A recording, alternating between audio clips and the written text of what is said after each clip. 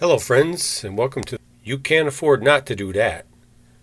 And I'm your host, Mark the Mechanic, and we're going to try to save you money on running household appliances and other things around the house, maybe even your car, whatever. We get into a lot of crazy things, but hey, you got to save money, and sometimes you got to think outside the box to do that. And that's what we're going to do with this first experiment here. This is a commercial Whirlpool dryer, electric dryer, and it takes about 6,000 watts, and that's pretty substantial. With the energy prices are in this area, it's probably close to $300 a year to run this crazy thing. And as you can see, the wiring diagram here, the actual heater coil takes 5,600 watts to run, and you add in the other motor that's in there to turn the drum, and you're probably at the 6,000 watt mark. And we're going to first thing we're going to do is try to disconnect that heater coil there. And what good is a dryer without a heater coil? Well, we're going to try to replace that heat with a window air conditioner, or not a window, a portable air conditioner unit. This is actually a 4-in-1 unit from DeLonghi. I think it's called the Pinguino 4-in-1, which means it operates as a heat pump too. As you can see, we got it at Ollie's for about $300. It was a good sale. I think they're close to $600 brand new. And you might think, well, that's kind of stupid. You spend $300 to use the air conditioner, to get the air conditioner to heat the clothes in the dryer. Well, if this does work, we're going to be doing more than just putting heat into the dryer. We're also going to have the added benefit, being it is in the basement, we're not going to have to run the dehumidifier as much. And that costs about $40 a month if we let that run almost constantly to keep your basement about 50% relative humidity. Anything above that is, you can get mold growing, which is not healthy. Doesn't smell too good either.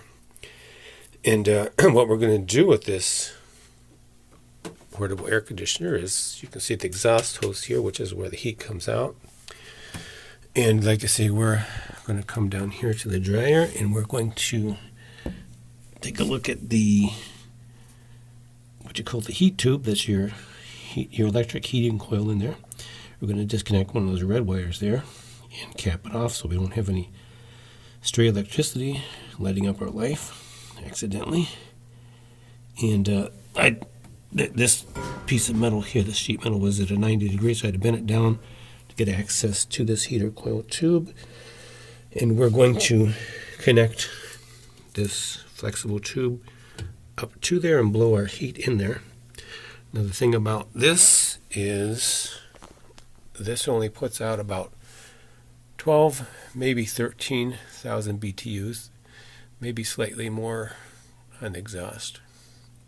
And the dryer will be, well, it's rated at maybe 20 to 25,000 BTUs, so this will be about half of the power or half of the heat that the dryer is normally going to run on, but this is a little more efficient. Heat pumps are more efficient than electric coils, electric heating elements.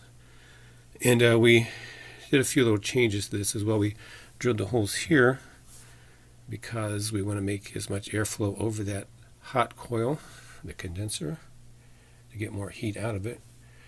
And there was also a little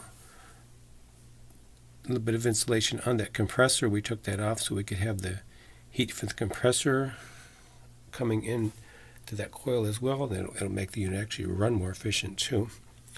And of course, the coil itself is this way, and originally most of your air coming this way over the coil, which would have to turn a 90 degree, and that's not, air doesn't like to turn at a 90 degree, so this would be more efficient for the air coming in as well. So we'll pull a little bit more heat out of it than it normally would get So we'll get it all connected up. In the next video, we'll do our experiment and see how good we do with this. And we'll see the effect of the dehumidifying, as well as we may even, being this is close to our furnace, we have the work there, the return air, and we can cut right into here as well and actually shoot some of the cold air into central heating and air conditioning system.